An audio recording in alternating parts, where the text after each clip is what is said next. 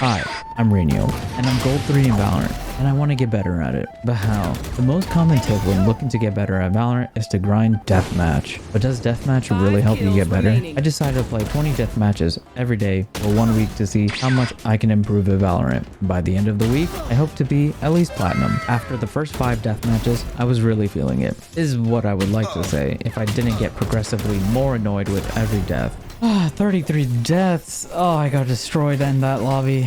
Stop spotting me in front of... Okay.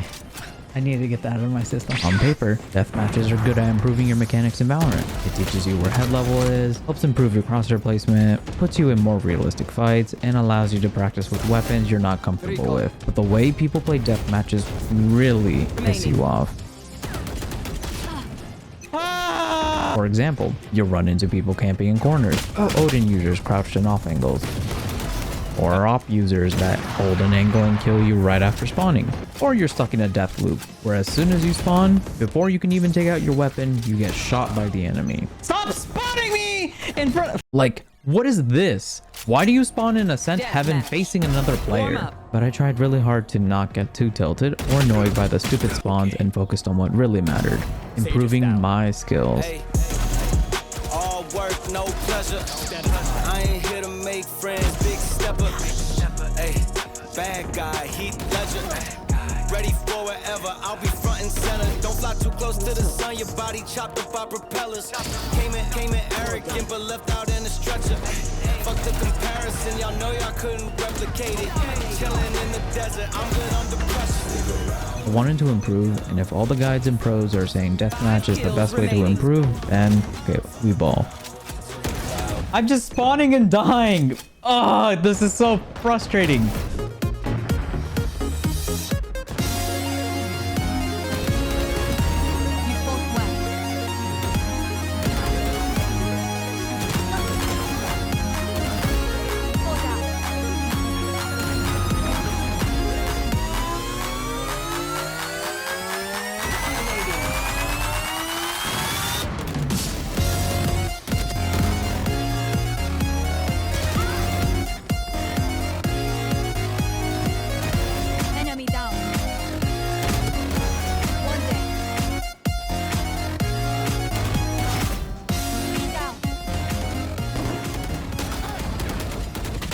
And after 3 hours, I was done with my 20 death matches. Yes, you heard me. It took 3 hours to complete 20 death matches. For my week of playing death matches, I learned a single death match is roughly 6 to 8 minutes in a lobby with relatively equal skilled players.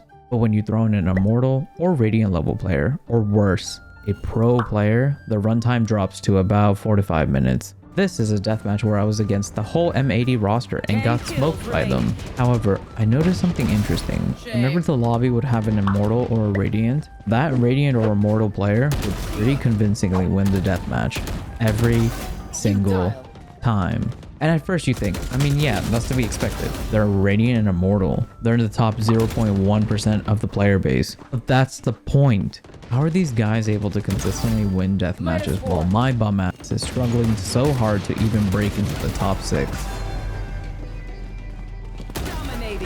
So I decided to do some research on day 2. I started VOD reviewing pros and my own deathmatch runs to find what the main difference between me and them was. Well, besides the obvious being aim and hours played. There had to be a fundamental difference between me and them. So I spent some time VOD reviewing deathmatch runs by pros, and honestly, I didn't know what they were doing differently from me.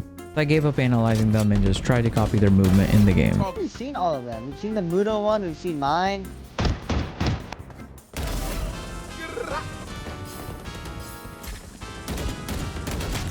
I may not have understood what they were doing, but I sure as hell could copy what they were doing. And well, this is what that looked like. She needs 35 minutes to get ready. Holy...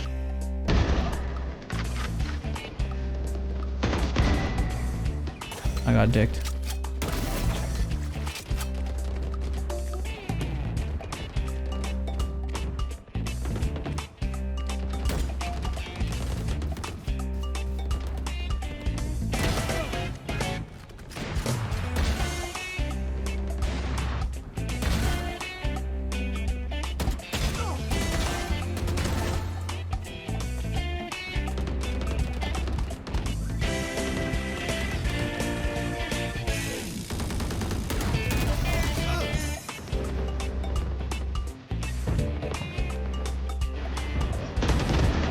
Bro, I've been competing as long as like...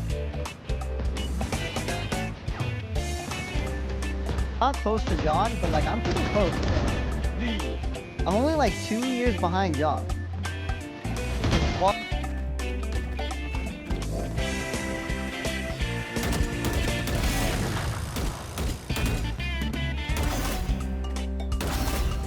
why did that harbor spawn right there?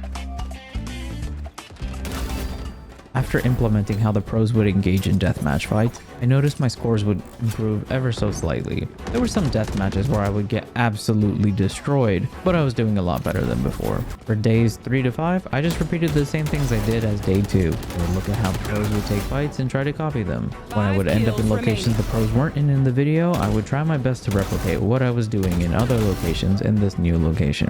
But despite my efforts, I still struggled to get into the top 3 consistently in higher elo lobbies. Dominating. 3 down. Acceptable. Good, even. But I can do better. I think the combination of all the and me not knowing what exactly I'm practicing or focusing on really was taking a toll on my brain. Sorry, kid. What are my bullets made out of? Rubber? Am I using a water gun? 3. See what I mean? But on day 6, I learned something that would change my outlook on everything. Pre-aim. Pre-aim. I was watching one of Tenz's streams and he mentioned how his pre-aim was off when he died to someone in ranked. Pre-aim. What's that? So I looked it up, and lo and behold, a whole new mechanic I wasn't aware of. Pre-aiming is placed in the crosshair where you expect the enemies to peek you from. Basically, it's like having wall hacks. Armed with this newfound knowledge, I decided to look up many guides on how to practice pre-aim. Then I loaded into my 20 death matches for the day and got started practicing.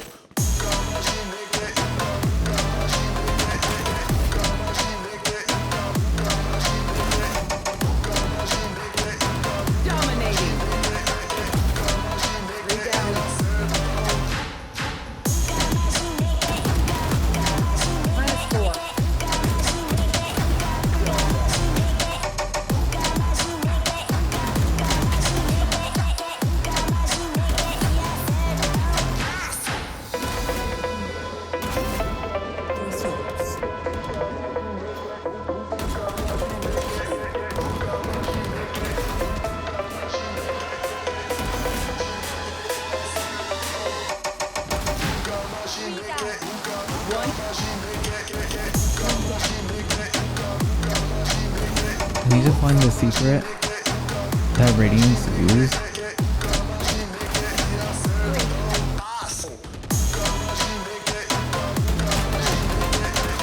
These Radiants and Immortals are able to use to consistently be able to win these death matches.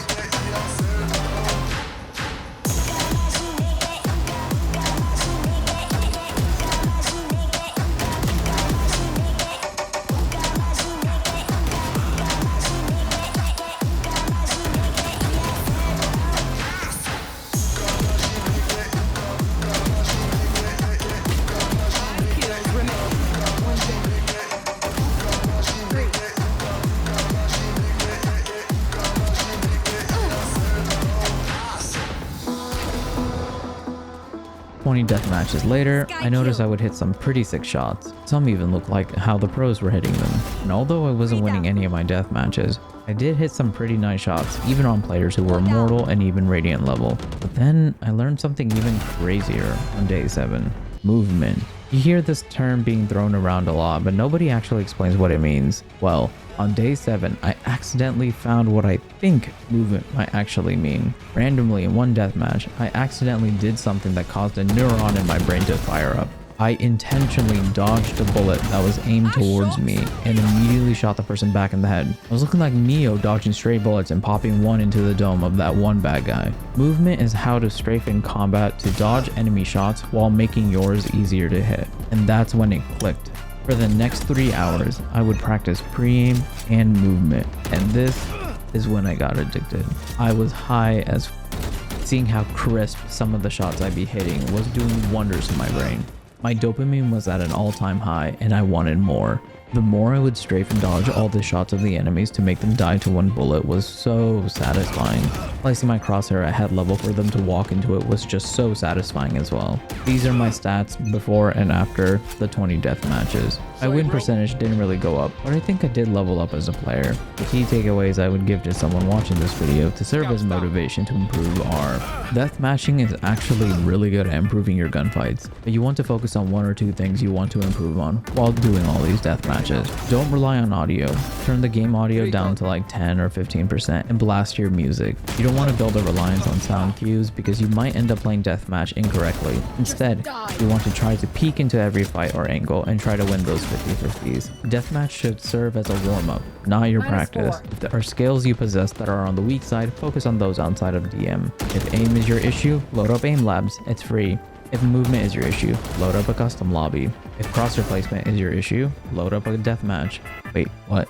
And at the end of the day, it's better to focus on one or two things and just grind at it. Pros didn't get to the level they're at overnight. Some took years, even 1,000 hours to eventually get there. But we don't care about the pros. You want to know if I, a gold 3 player, was able to get into plat. Well...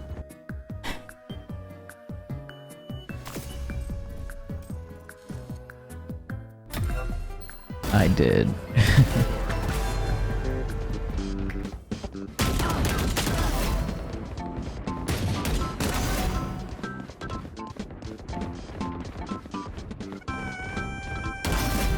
Three for me.